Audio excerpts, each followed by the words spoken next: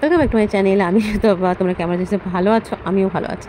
তা চলে এলাম আর একটা নতুন দিনের সকাল নিয়ে। তা দেখো সব কাজ করে স্নান টান করে পুজো আছে সবই হয়ে গেছে, চলে এসেছি রান্নাঘরে। এমনকি চা হয়ে গেছে, আগে চাটাই খেয়ে নিচ্ছে।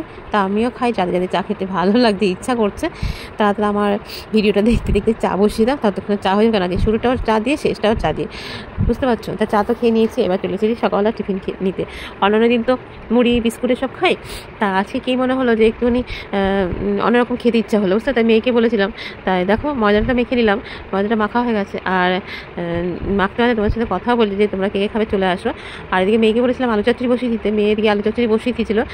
যেহেতু এইসব জিনিস আলু চচ্চড়ি দিয়ে খেতে বেশি ভালো লাগে, তার জন্য যেমন আলু চচ্চড়ি বসা সেরকম করে বসিয়ে দিয়েছে। দেখতে পাচ্ছ, আলুটা ভালো করে ভেজে নিয়ে যেমন করে দেয় আর কি, জল নুন হলুদ দিয়ে লঙ্কা দিয়ে ভেজে ভালো করে। আর খেতে যেন দুর্দান্ত টেস্ট হয়েছিল, বুঝতে পারছো? দেখো যে কোনো জিনিস রান্নার সময় প্রথমটা শুরু করলে কেমন একটা হয়, তাই না? তবে রান্নার লাস্টে কিন্তু সেই কালারটা চেঞ্জ হয়ে যায়, তখন বোঝা যায় না এটা পরিমাণে সম্পূর্ণভাবে হয়ে গেছে। তা দেখো জল দিতে জল তো ফুটছে, আর আমার তো যে কোনো জিনিস জানো আমি খুন্তির সাহায্যে ভাঙি, নাড়ার চোটে আমার সুন্দর মিশে যায় যে কোনো জিনিস। তাই দেখো হয়ে গেছে, সেটা তোমাদের দেখাচ্ছি। তা ও তো রান্নাটা করেছে, আমি এসে নামিয়ে নিলাম, নিয়ে ময়দাটা মেখেছি, ময়দাটা আবার এবার হচ্ছে গিয়ে বেলে নিচ্ছি। একে একে পরোটাগুলো ভেজে নেবো। ও আর আমি বাড়িতে আছি, তার জন্য ও আর আমি খেয়ে নেবো। ওর বাবা তো চলে গেছে কাজে, দাদাও চলে গেছে, তার জন্য দেখো একে একে করে ভেজে নিয়েছি। সেটা তোমাদের শেয়ার করলাম না, খালি থালাটা তুললাম, সেটাই তোমাদের শেয়ার করলাম। তা নিয়ে নিয়েছি পরোটা, আর তার সাথে নিয়েছি তরকারি, আর তার সাথে নিয়ে নিয়েছি একটা কাঁচা লঙ্কা আর একটু পেঁয়াজ। পেঁয়াজ দেখে তো ভীষণ ভালো লাগে। তো সকালের খাবারটা খাওয়া হয়ে গেছে, আবার চলে এসেছি দুপুরবেলা রান্না করতে। তা দেখো কাঁকড়গুলো নিয়ে মানে গোল গোল করে কেটে ধুয়ে নিয়ে এসেছি। এবার ওটা তো ওরকম করে করবো না, কুচি কুচি করে করলে বেশ খুব সুন্দর মিশে যাবে, তার জন্য এরকম করে করবো। তার জন্য ওটা কেটে নিলাম, নিয়ে যেমন করে ভাজা করে আর কি, কড়াই গরম করে তেল দাও, তেলটা ভালো করে গরম হয়ে গেলে তারপরে একে একে কাঁকড়গুলো দিয়ে দাও। আর কাঁকড় ভাজতে তো কিছুই লাগে না, নুন আর হলুদ ছাড়া আর একটু কাঁচা লঙ্কা, এটা দিয়ে ভাজা হয়ে যায়।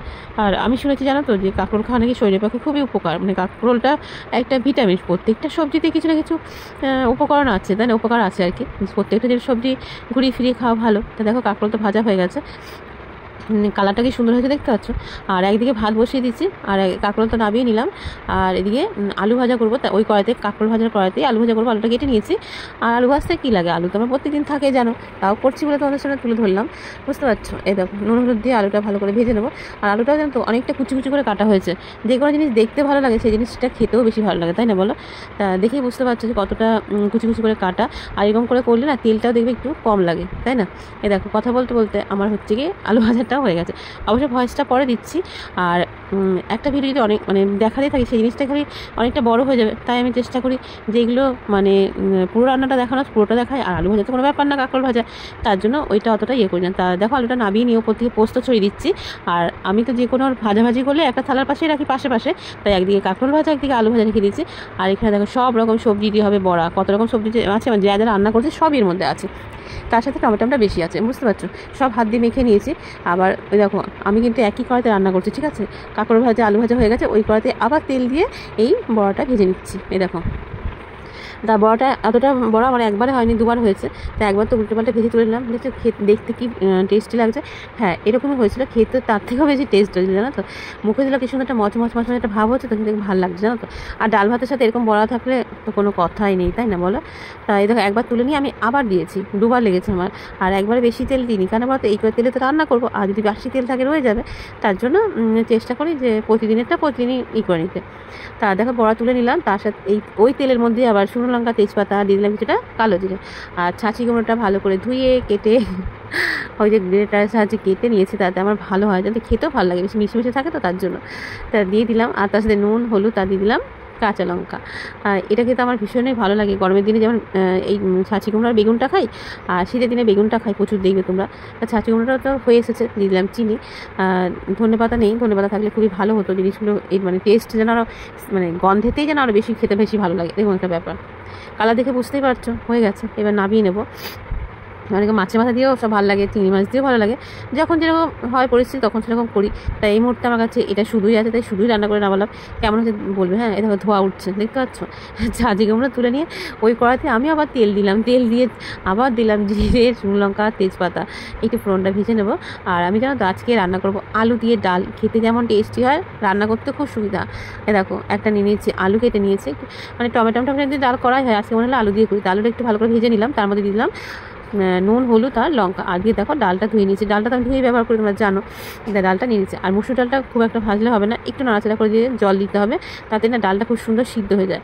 আর যদি তোমরা যদি বেশি বেশি করে ভাজো তাহলে দেখবে সেই ডালটা সিদ্ধ হতে যায় না, বেশ কেমন একটা হয়ে থাকে, জানো তো। ওই জন্য মুসুর ডালটা নাড়াচাড়া করে জাস্ট জল দিয়ে দিতে হবে। তা দেখো জল দিতে, গরম জলটা দিতে না দেখো ডালটা কি সুন্দর আমার একটু একটুখানি হয়েছে। ক্যামেরাটা আমি একটু পরে ধরেছি তোমাদের সামনে, কারণ ডাল দেখে তার কী লাগে, তাই না কি বলো? তাই দেখো আর আমার তো একটা টেকনিক জানো, খুন্তিটা ঘোরালেই যে কোনো জিনিস গাঢ় হয়ে যায়, যে কোনো তরকারি। দেখো এদিকে তো ক্যামেরা ধরে আছি আর এদিকে কড়াইতে নাড়ছি। এবার ভাবছি আলুটা গালতে না গেলে আমার কড়াই না উল্টে যায়, জানো তো। এই দেখো ডাল নাবিয়ে নিচ্ছি, দেখছো যে কী সুন্দর সিদ্ধ হয়েছে, তোমাদের দেখাচ্ছি। দেখো দেখো দেখতে হচ্ছে ডাল পুরো পুরো মিশে গেছে। আর তুমি যদি ডালটাকে বেশি ভাজো না তাহলে ডালটা সিদ্ধ হবে না, তাহলে গোটা গোটা থেকে যাবে। এই দেখো তোমাদের তো দেখালাম, আমি তোমাদের সামনেতে জল দিলাম ভেজে, ঘেটেছি কি ঘাটিনি, ওই খুন্তি দিয়ে লাস্টে ঘেটেছি। তা কেমন হচ্ছে রান্নাগুলো অবশ্যই বলো। তো সবাইকে খাওয়া দাওয়া করিয়ে তো আমি চলে এলাম ভাত নিয়ে। আমি কী দিয়ে খাচ্ছি বলো? ছাঁচি কুমড়ো দিয়ে। ছাঁচি কুমড়ো দিয়ে আমার এক থালা ভাত খাওয়া হয়ে যায়। ডালটা আমি অতটা পছন্দ করি না, জানো তো। তা খেয়ে নিই। তা দেখো খেয়ে নিয়ে বিকালে কাজ টাজ করে চলে এসেছি, সব কাজ শেষ হয়ে গেছে, এই সন্ধ্যেও হয়ে গেছে। তা তোমাদের সামনে আবার বসে বললাম। তোমাদের জানো সকালবেলা চাটাও আমি করি না, সন্ধ্যাবেলা চাটাও করি না, মেয়ে করে, পড়াতে যায়, সেই টাইমটা চা করে দিয়ে যায়। তা আমার মনে হলো যে ভিডিওটা তো শেষ করি, তাই তোমাদের সাথে কথা বলতে বলতে কথা বলি, একটু ভিডিওটাও শেষ করি তার জন্য। আর দেখো এত বৃষ্টি হচ্ছে, তাও দেখো গরম এত, তোমাদের কী বলবো জানো তো। যতই বৃষ্টি হোক না কেন একটুও গরম কমেনি, প্রচুর গরম। তা কে কে চা খাবে আমার কাছে চলে আসো, যেতে চা খাবে। গরম গরম চা দিয়ে শুরু করেছিলাম, তাই চা দিয়ে শেষ করছি। আমার মধ্যে চা খেতে কারা কারা ভালোবাসো অবশ্যই কমেন্ট করে বলবে, চা না হলে তো চলে না, জানোই। এই হচ্ছে ব্যাপার। তাই দেখো চাটা খাই, নিজে নিলাম। তা আমার ভিডিওগুলো তোমাদের কেমন লাগে তোমরা অবশ্যই বলো।